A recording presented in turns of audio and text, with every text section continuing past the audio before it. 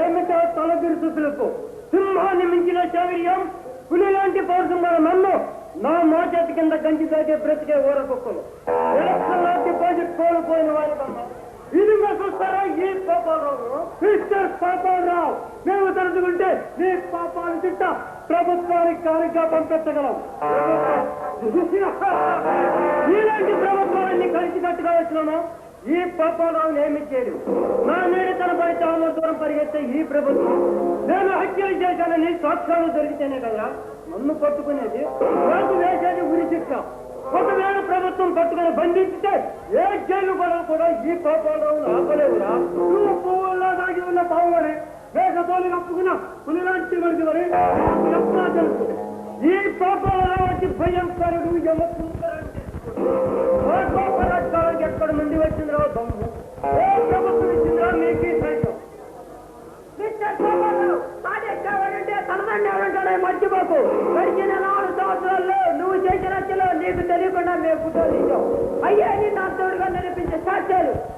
ప్రాణానికి ప్రాణంగా ఉండి నా కోసం మహానుసులు శ్రమించే మీరు ఈ రోజు నన్ను కాలం మగలి కోట వేయాలని చూస్తారా? ఇంతకు నేను చేసిన తప్పేమిటి? మీకోసం చూస్తున్నావు. మిమ్మల్ని భగవంతుడు ఎందుకు పుట్టించాడో నాకు అర్థం కావడం. ఆలోచనే కానీ ఆలోచన శక్తి రూపంపైన మీలో లేదు.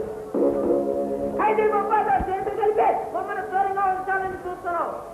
స్నేహం స్నేహంగానే ఉండాలి. మన అవసరాలు తీర్చుకున్న తర్వాత వాడిని ఈ లోకం నుండి శాశ్వతంగా ఐదు ఎదురు ప్రళయ రుద్రుడు ఈ తొమ్మిది వాడి వేస్తే మనల్ని మొక్కల అడిగి పోగులు పెట్టగలడు. ఈ పాపాలలో మోసగాళ్లకు మోసగాడురా. కషాయవాడు కషాయవాడు వదో పిలవడం నవనవలాడే మెరుపు లాంటి అందమైన మాయనం.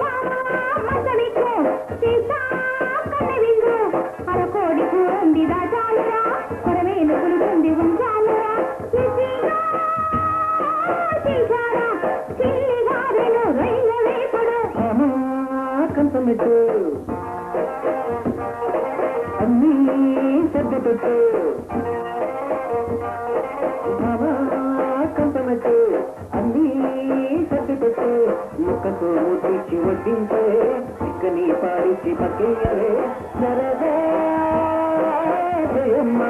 చిలకయ్యవే పడకవయ్యవే కంపమెట్టు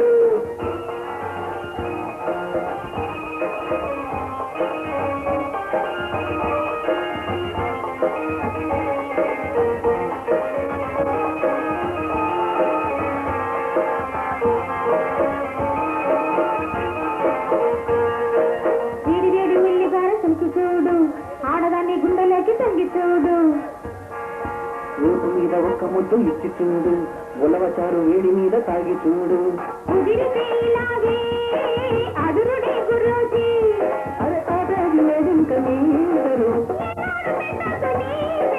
అర్థమైన కంఠమైన ఒక్కటైతే కాదు కంఠమైతే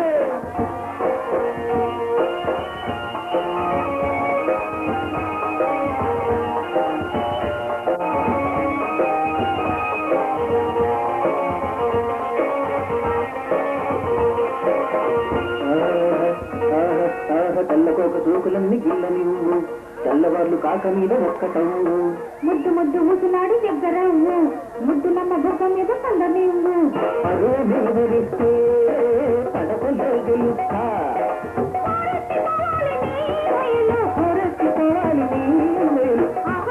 పెట్టి లాగి లాగి ఇచ్చుకుంటా కంటమెట్టు అన్నీ సర్ది పెట్టు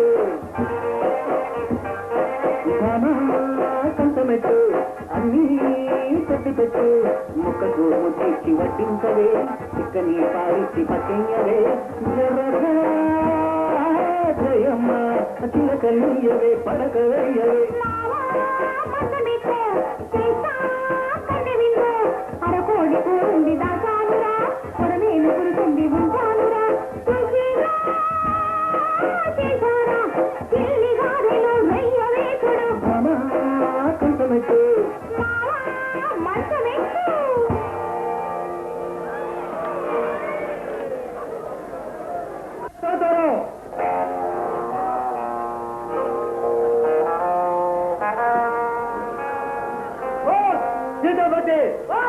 పిచ్చి పిచ్చి అనుమానాలు మాని మనకు జరగబోయే పనులకి రకంగా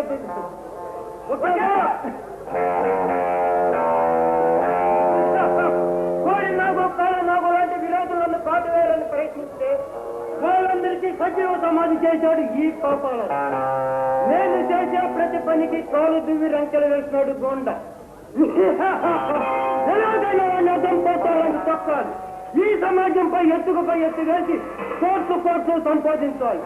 దోపిడీలు దౌర్జన్యాలతో సంపాదించే డబ్బే కాకుండా ఎన్ని దారుణ మారణాలైనా రక్త కావాలై పారిన ఈ ప్రపంచంలో కల్లా కోటేశ్వరుడు కావటమే నా లక్ష్యం.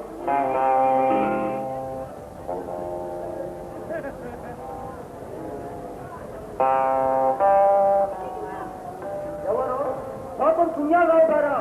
ఏమిటో ఎలా దయచేశారో? సమీపించింది ఇక నువ్వు నా చేతిలో తప్పించుకోవడం ఏమిటా పిచ్చివాగుడు? రేపో మాకో రాలిపోయిన ముసలి మాతో పరాటి కాల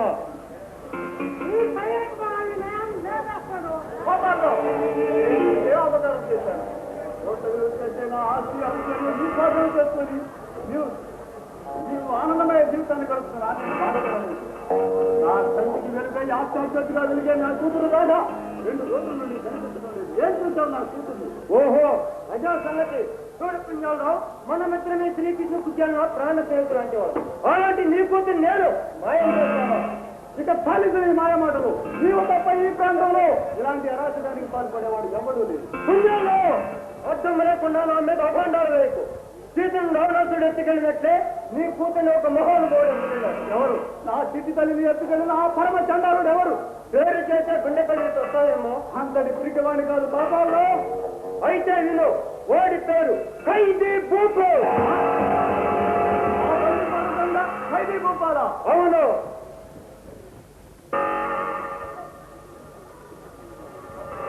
అక్షరాతకుడు నా రాధను ఏం చేశాడో ఏమో. పాపాలరావు నీకు దండం పెడతాను. నా కూతురు కాపాడి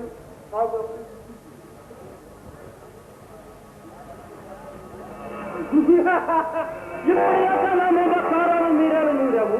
ఇప్పుడు సావిత్రి ధర్మరాజుకి ప్రతిభిక్ష పెట్టమన్నట్టు నా కాళ్ళ దారానికి వచ్చావు. పాపాలరావు ఈ కాళ్ళు పట్టుకుని ప్రార్థిస్తాను. నీ దగ్గర ఉన్నది నేను కోరుకున్నది ఇవ్వగలవా? ఏం కావాలో కోరుకో, నా ప్రాణమైన అర్పిస్తాను. సత్య ఎందుకు పనికిరా? నీ ప్రాణం ఎవరు కావాలరా? ఈ రోజులో ప్రాణాలు కావాలంటే 10 రూపాయలకి 6 ప్రాణాలు నేను నీకు అమ్ముతాను.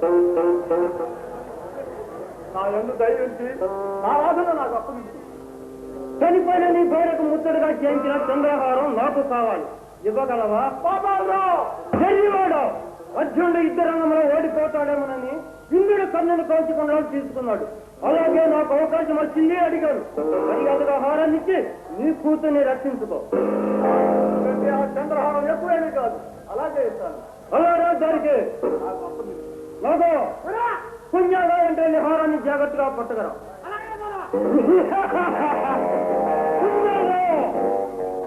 నీ ఆస్తి ఐశ్వర్యమే కాకుండా 50 లక్షలు చేసే చంద్రహారాన్ని కూడా నేనే గిట్టించుకున్నా. ఇక నీ కూతురు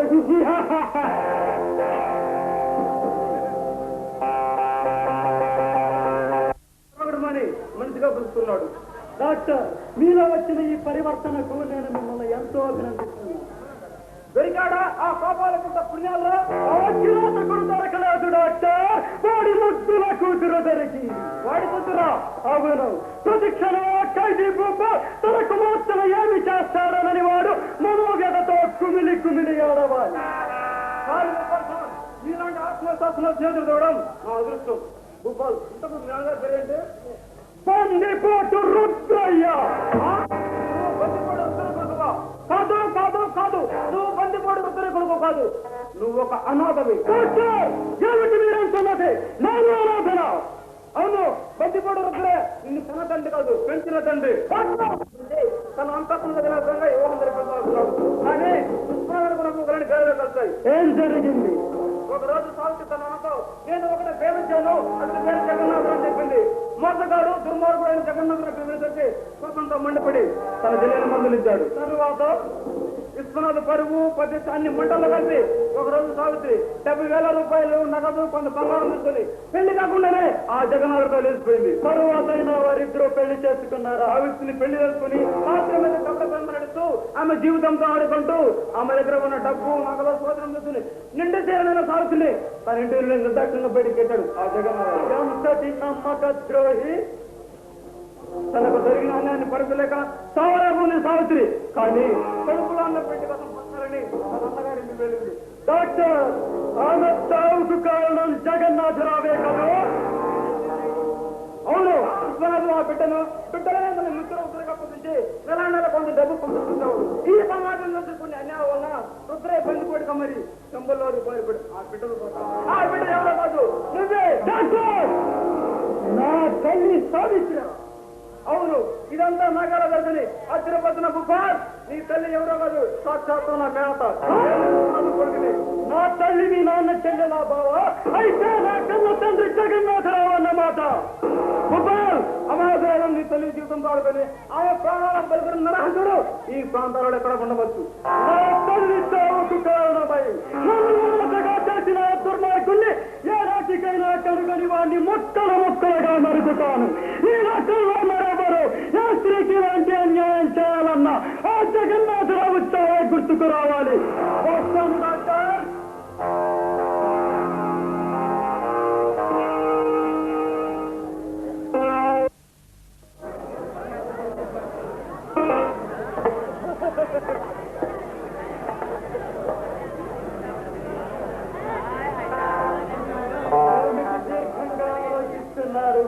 రాధారాణి, నిన్ను చంపి నీ స్థితి వస్తువు ఏ నదిలో కలపాలని దీర్ఘంగా ఆలోచిస్తున్నాను. రోజుకొచ్చినట్టు ప్రతిరేగకు. నేను తెలుసుకుంటే ఈ క్షణంలోనే నిన్ను సర్వనాశనం చేయగలను. నీరు పోసి పెంచిన గులాబీని నాశనం చేయాలంటే నాకు చేతులు రావడం లేదు. గులాబీ ప్రతి పువ్వుకి ముళ్ళుతాయి, గుండెలు గుచ్చి రక్తం కలుపుతాయి. నువ్వు మర్చిపోకు. అంత అదృష్టమా? నా గుండెల నిండా వక్కలు నెత్తురు ఉందనుకుంటున్నావా? చక్కని ముద్ద మందారం చోటు చేసుకుని ఉంది. భూమి ఆకాశం లేకపోయినా చుక్కల్లో చక్కదనం, వెన్నెల్లో చల్లదనం, నీరాని ప్రతి అణువులో ముచ్చటైన ఇంద్రధనుస్సులా ప్రకాశిస్తుంది. అలాంటి నీ అందాల శరీరాన్ని నాకు అందించు. చెప్పే సిగ్గులేదు, బుద్ధి రాదు.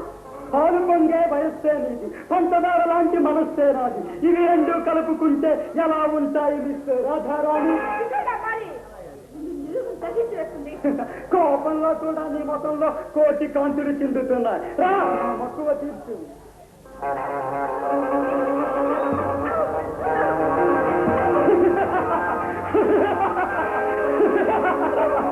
వదులుతాను. నా కామదీక్షలో నీ కన్యత్వం మోక్షం పొందిన తరువాత.